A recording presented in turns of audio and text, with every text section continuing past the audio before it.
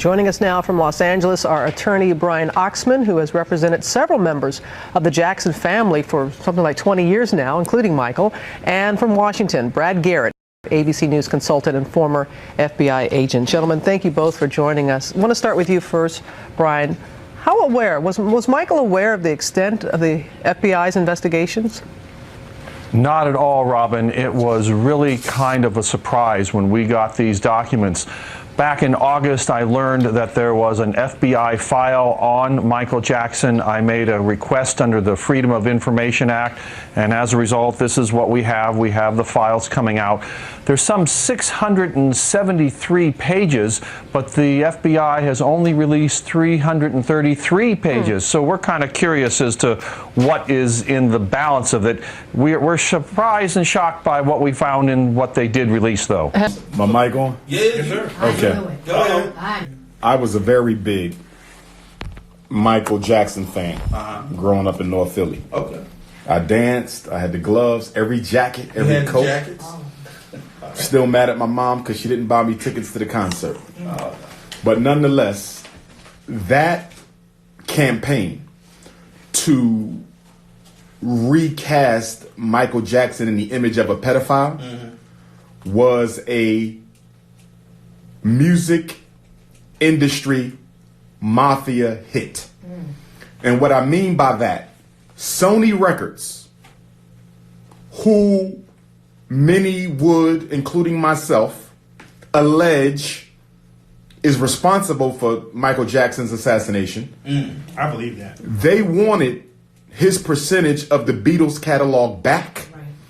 And they wanted his percentage of the Elvis Presley catalog. Now, do Michael Jackson's family still own that? I'm not quite sure, but from what it appears, they have it back. Just like it appears that Prince's estate has sold to Warner Brothers the unpublished catalog. Now, Michael Jackson, the #1 selling musician of all time, was in debt to Sony because they sabotaged his last album, Invincible. They sabotaged Invincible on purpose, hoping that that would force him to sell to them his portion of the Beatles catalog, the most popular white group in Western history. And he owned Elvis Presley. And Elvis as well. But Mike said, y'all sabotaged that album. I'm not giving y'all my catalog. That file piece was a stunt to get him incarcerated. Put him further into debt. Where he would have no choice But to give it up. but to give it up behind bars. And let me say that whether these men are innocent or guilty, and I believe Mike is innocent. I believe Bill Cosby largely innocent. R. Kelly, I still need more proof, but he appears to have possibly been guilty. But I don't believe in persecuting anyone without evidence. Allegations is not evidence. You can have 1 million people. There's 1 million people who will tell you I'm not opening up no school. It doesn't matter. Quantity does not make the truth.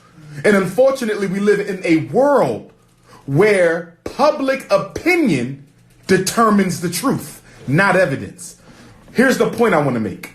Cosby, Michael Jackson, and this is not a coincidence that this Michael Jackson documentary is coming out now.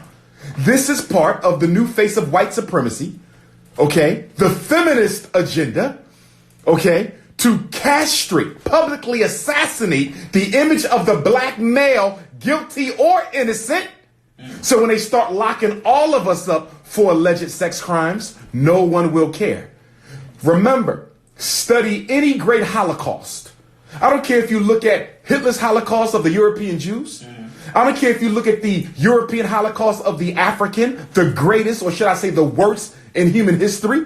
You can look at the German Holocaust of the British. You can look at any Holocaust in human history.